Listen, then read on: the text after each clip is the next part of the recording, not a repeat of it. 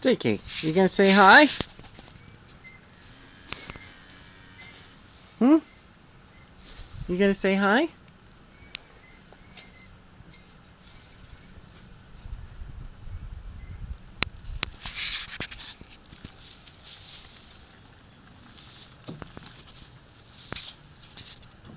So, I wanted to take a couple minutes. I've been wanting to make this video for a few days.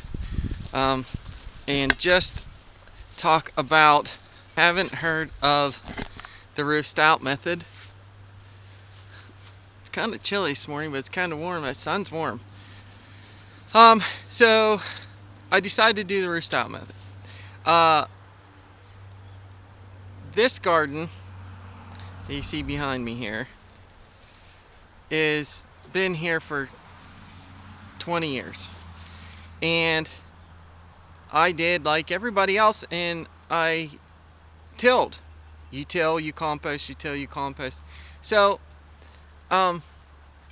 last year though, I had really noticed that the soil just wasn't what I thought it should be after composting and fertilizing. And when I say fertilizing, I don't use any synthetic anything,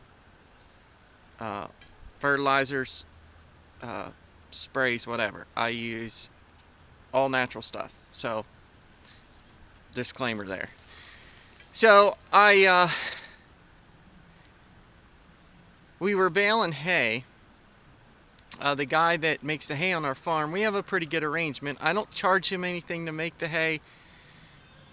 He doesn't charge me anything to make the hay. We basically split it up. I get what I need, and he gets the rest, which is usually better than half of the hay, just because right now I don't need a lot. And so it works out pretty good. Nice guy. It works out well. So anyway, as you can probably see it in the background there. Let me see if I can get a good picture. So you can see the tarps over there. So I had tarped it because last spring we had moved 2 beef cow up here that my brother had, and he doesn't have a lot of pasture, so we ended up moving up here. It was just a better fit for everybody. And so I needed a little bit more hay than normal. I didn't have a good place to put it, so I thought, well, I know I'm going to lose some, but I'll just stack it on the ground and I'll tarp it. Well, that was a bad idea. I thought it was a good idea at the time, but it wasn't. So up here, if you look up the valley, right about there is direct north. So if you can see them big mountains up there, this whole valley, what happens is when these fronts come in and out, the wind comes down this valley, and it's usually howling quite a bit. So it ripped all my tarps off. The hay got wet. I did manage to get some of it inside the green shed, and save about 80 square bales, but the rest of it got moldy, so I had a bunch of mulch hay. So getting back to the till no till thing. So I had seen some videos on the Ruth Stout method, and I thought, yeah, that's kind of a good idea, because I tried wood chips, I tried leaf compost, and it's not that they didn't work, they just didn't work well enough for me. So if you're using wood chips, great. I know the back to Eden thing is a big thing, and if that works for you, then more power to you. It's just not for me. So I decided to try the Ruth Stout method. So what I did was, right about the end of fall, I come through and I put my first layer of hay down. I put 6 inches down. We ended up getting some snow and some rain, and it packed down, so I come through and I put another 6 inches down. And as you know, it packs down, packs down, packs down. By that time, I had got the cows over here, and I had quite a bit of manure. Now, for those of you who don't know, basically a cow will produce 50 pounds manure a day. Now, I have them out on pasture. All these fields behind me, as you can see, they've grazed all of them at least twice. Shout out to Greg Judy from I think it's Regenerative Farmer. If you guys haven't checked him out and you have cows, you need to check him out. So he kind of got me into the rotational grazing thing. Now, getting back to the Ruth Stout method. So I had the manure, and I thought, you know what? I'm going to put some manure on these gardens. They need it, and we're just going to see what happens. So what I did was, I come down these rows. Now this is my second layer of manure, and I'm not going to put any more on them. So I have two 6-inch layers of hay, and then I have 2 layers of manure. Now this manure is probably 50-50 manure to hay.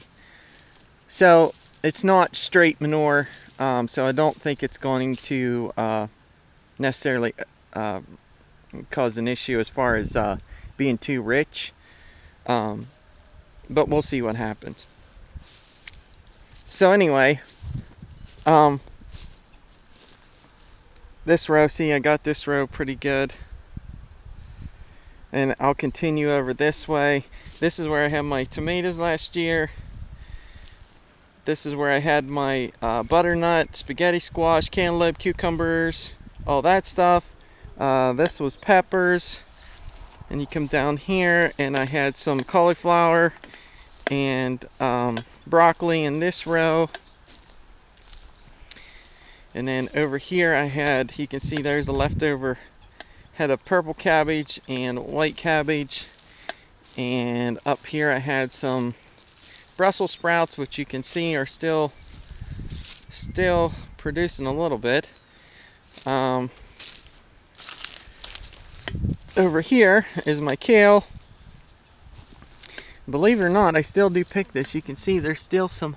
It's one nice thing about kale, even in really cold weather, it'll hang in there, and as soon as you get a nice day or two, it will keep producing.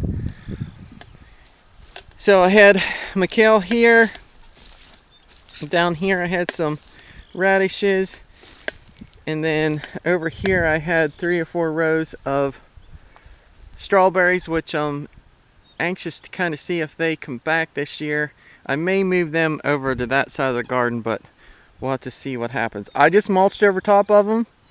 I thought, you know what, they're either going to make it or they're not. So that is kind of like my version of the Ruth Stout method.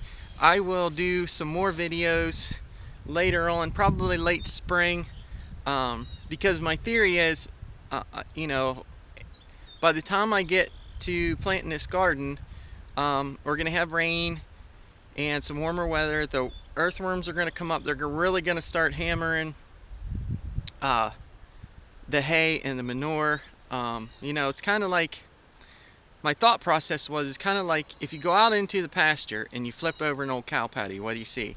Worms. The worms come up. They will actually eat right up through the cow patty. So I thought, why not put them on the garden? Worms come up and eat them. I'll get worm castings in the soil. Worm castings, as everybody knows, is one of the best fertilizers you can get. So very good for your garden. So that's my theory. I'm going to do some follow-up videos on this, so I'll let you know how it's working out for me. I'm going to take you over here. I'll find a spot. Let me see here. Let's go over here. I'm going to find a spot and just kind of show you. Let's go right here. I'm just going to kind of show you here how it's working out. So, for those of you who don't know, the Ruth Stout method, basically you cover everything with hay, and then you just pull the hay back. Oh, there you can see there's some mycelium working there. You see that? That's good. You just pull the hay back like this. Here, you can see this is some old wood chips I had down here, and you can see that the mycelium's breaking that down. You just pull your row back, you plant your seeds in there, and then this compost and holds moisture in during the summer. So we'll see how things work out. Cover that back up there. And I'll do some follow-up videos for you.